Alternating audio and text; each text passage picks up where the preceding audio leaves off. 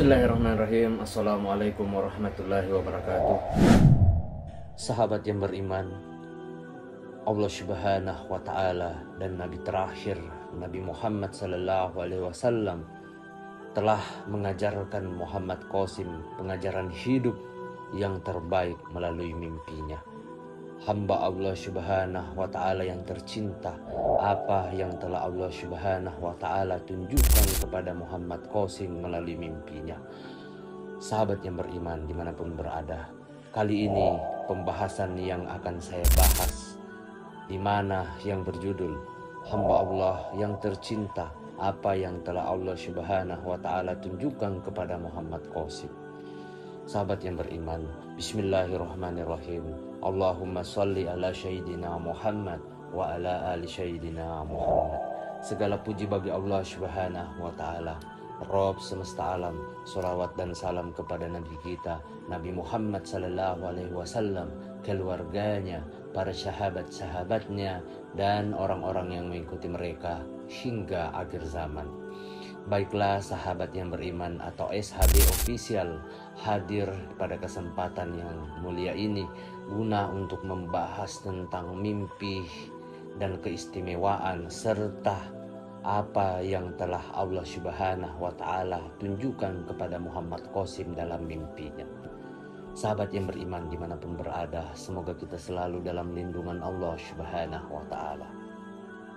Allah Subhanahu wa Ta'ala dan Nabi kita, Nabi terakhir Nabi Muhammad Sallallahu Alaihi Wasallam telah mengajari Muhammad Qasim pengajaran hidup yang sangat luar biasa melalui mimpinya. Sebuah mimpi yang sangat penting, mulai dari pendaftaran di sekolah khusus. Muhammad Qasim mulai menerima berbagai mimpi sejak kecil, sahabat yang beriman. Dalam salah satu mimpi itu ada tentang pendidikan dan pelatihannya. Singkatnya begini, sahabat beriman.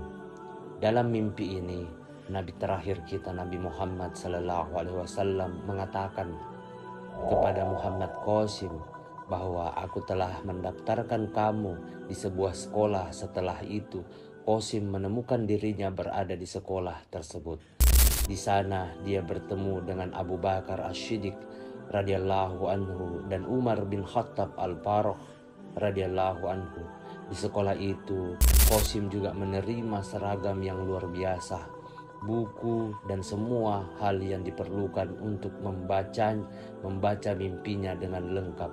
Sahabat yang beriman, silahkan atau bisa melalui indikasi dalam mimpi ini adalah bagaimana Allah Subhanahu wa Ta'ala akan membimbing Muhammad Qasim dan sekolah tersebut mengacu pada ajaran yang Allah Subhanahu wa Ta'ala dan Nabi terakhir kita Nabi Muhammad Sallallahu Alaihi Wasallam.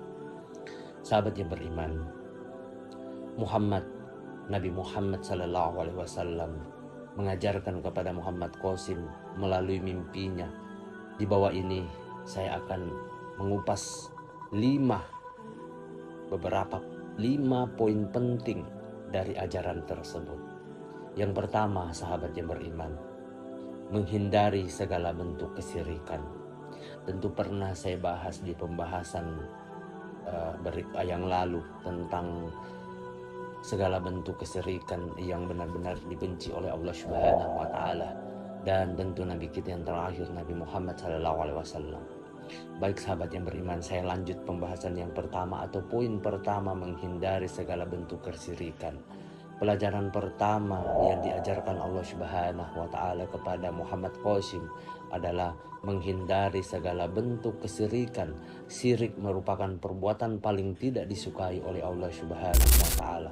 Allah Subhanahu wa Ta'ala mengutus ratusan ribu nabi dan rasul ke dunia, dan semuanya dengan pesan yang sama, yaitu wahai hamba Allah Subhanahu wa Ta'ala, jangan pernah menyamarkan atau menyamakan sesuatu apapun dengan Allah Subhanahu wa Ta'ala.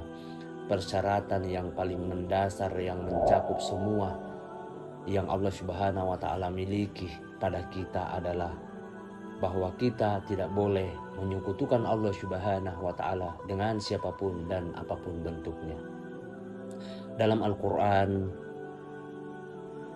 menyebutkan bahwa ya Allah, Aku memohon perlindungan kepadamu dari perbuatan menyekutukanmu sementara aku mengetahuinya, dan aku pun memohon ampun terhadap perbuatan syirik yang tidak aku ketahui. Hadis riwayat Bukhari dalam Adabul Mufrad nomor 716, disahihkan Sahih Albani dalam Sahih Abdul Mufrad nomor 551. Dari sahabat yang beriman, ada hadis Bukhari dalam Adabul Mufrad nomor 716 tentang peringatan atau ampunan memohon kepada Allah Subhanahu wa taala dari perbuatan menyekutukan, sementara itu pengetahuan akan aku memohon ampun terhadap perbuatan syirik. Baiklah sahabat yang beriman, pada hari kiamat nanti Allah Subhanahu wa taala akan mengampuni dosa apapun kepada siapa yang dikehendakinya. Tetapi jika seorang menyekutukan Allah Subhanahu wa taala dan kemudian tidak bertaubat, tidak meninggalkan syirik dan tidak mengubah hidupnya, Allah Subhanahu wa taala tidak akan pernah memaafkannya. Sangat penting untuk memahami tentang syirik dan bentuk-bentuk syirik di era modern saat ini, sahabat beriman. Kemudian poin yang kedua mengenai sering berzikir atau mengingat kepada Allah Subhanahu wa taala. Allah Subhanahu wa taala telah mengajarkan Muhammad Qasim dalam mimpinya untuk mengingatnya setiap saat sebanyak mungkin. Semoga zikir atau mengingat Allah Subhanahu wa taala selalu membasahi lisan dan selalu ada di hati kita. Seperti yang dikatakan Allah Subhanahu wa taala dalam Al-Qur'an surah Al-Imran ayat 3 halaman 191, di mana yang berbunyi, mereka adalah orang-orang yang mengingat Allah Subhanahu wa taala sambil berdiri, duduk dan berbaring, dan merenungkan penciptaan langit dan bumi sambil berkata, wahai Tuhan, kami tidaklah Engkau ciptakan semua ini sia-sia. Maha suci Allah Subhanahu wa taala, Engkau dan lindungi kami dari siksa api neraka. Surat Al-Imran ayat 3 halaman 191. Hadis dari Nabi terakhir Muhammad SAW, ada dua kata yang ringan di lidah namun berat dalam timbangan dan sangat berkenan di hati Allah Subhanahu wa taala. Kedua kata tersebut adalah Subhanallahi wa bihamdi subhanallahal azim. Subhanallahi wa bihamdihi subhanallahil azim. Saya ulang sekali lagi sahabat yang beriman. Subhanallah wa bihamdihi subhanal azim. Bukhari volume 4 halaman 297 hadis 6682. Sahabat yang beriman dimanapun berada, Allah Subhanahu wa taala telah mengajarkan Muhammad Qasim pelajaran-pelajaran di atas serta mengingat dan mengucapkan kata-kata tersebut berulang kali sepanjang masa atau sepanjang waktu. Kemudian sahabat yang beriman, poin yang ketiga yang diajarkan dalam mimpinya Muhammad Qasim yaitu mengirimkan salawat dan salam kepada Nabi terakhir Muhammad SAW. Nabi terakhir Muhammad SAW adalah manusia yang paling dicintai dan Nabi terakhir Allah Subhanahu wa taala. Allah Subhanahu wa taala memperingatkan kita bahwa Allah Subhanahu wa taala dalam malaikatnya mengirimkan salawat dan salam kepada Nabi terakhir yaitu Nabi Muhammad sallallahu alaihi wasallam. Dan Allah Subhanahu wa taala telah memerintahkan kita untuk melakukan hal yang sama sebagaimana tertulis dalam Al-Qur'an yang berbunyi, sesungguhnya Allah Subhanahu wa taala dan malaikatnya bersolawat untuk Nabi. Wahai orang-orang beriman, bersolawatlah untuk Nabi dan ucapkanlah salam dengan penuh penghormatan kepadanya. Surat Al-Ashab 33 sampai 56. Sahabat yang beriman, berikut ada urutan atau cara membaca tasbih dan solawat tersebut.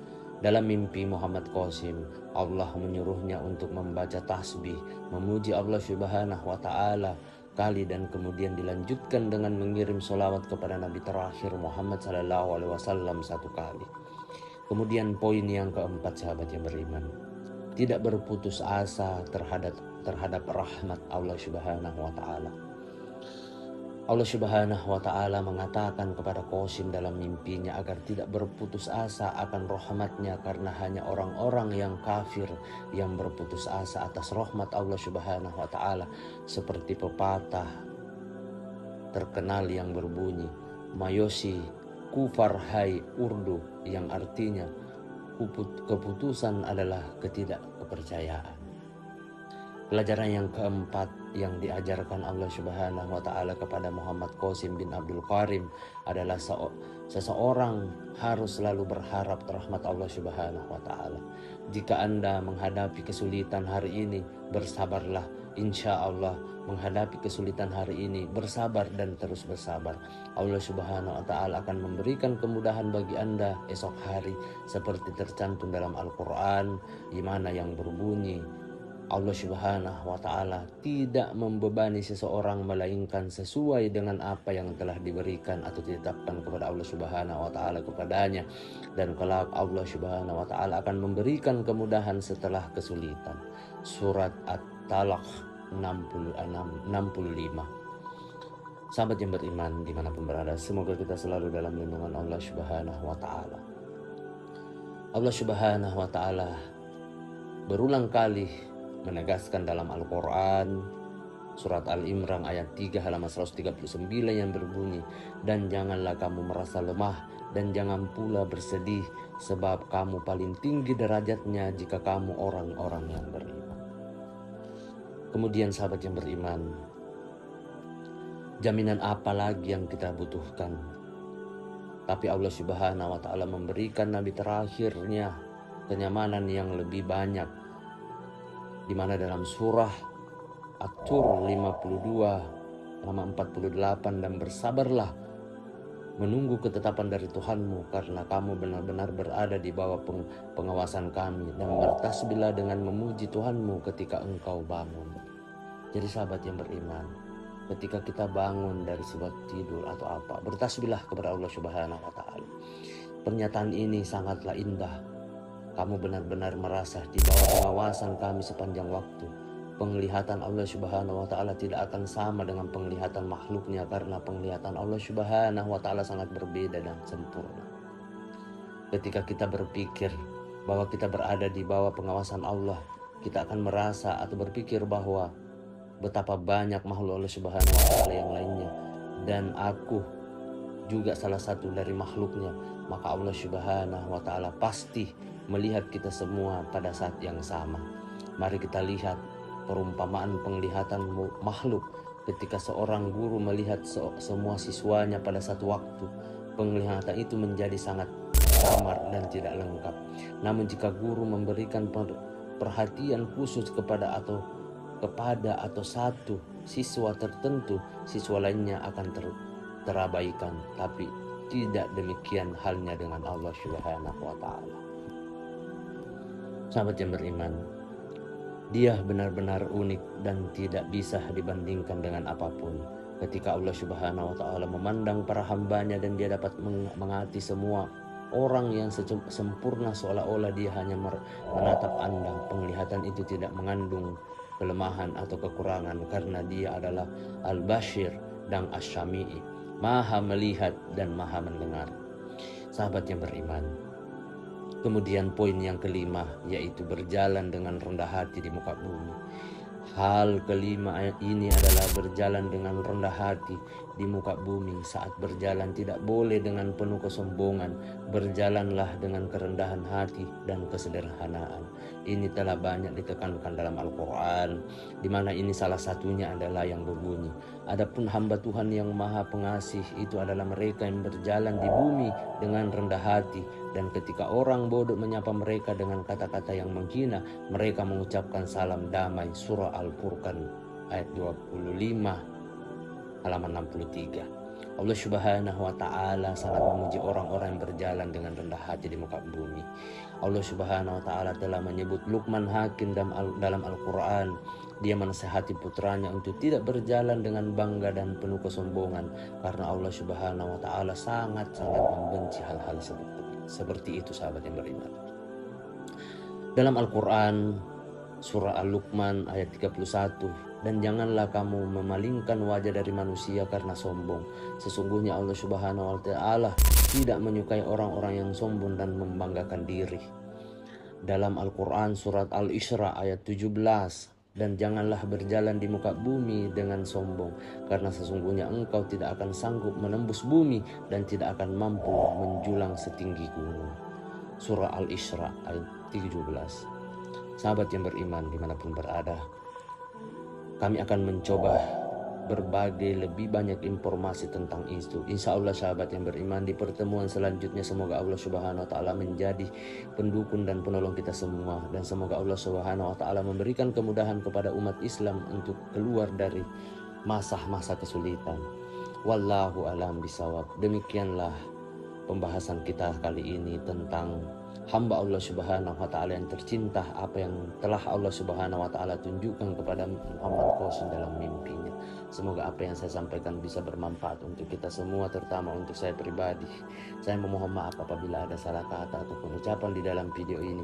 Perlu kita ketahui bersama, kebaikan kebenaran itu hanya milik Allah Subhanahu wa Ta'ala.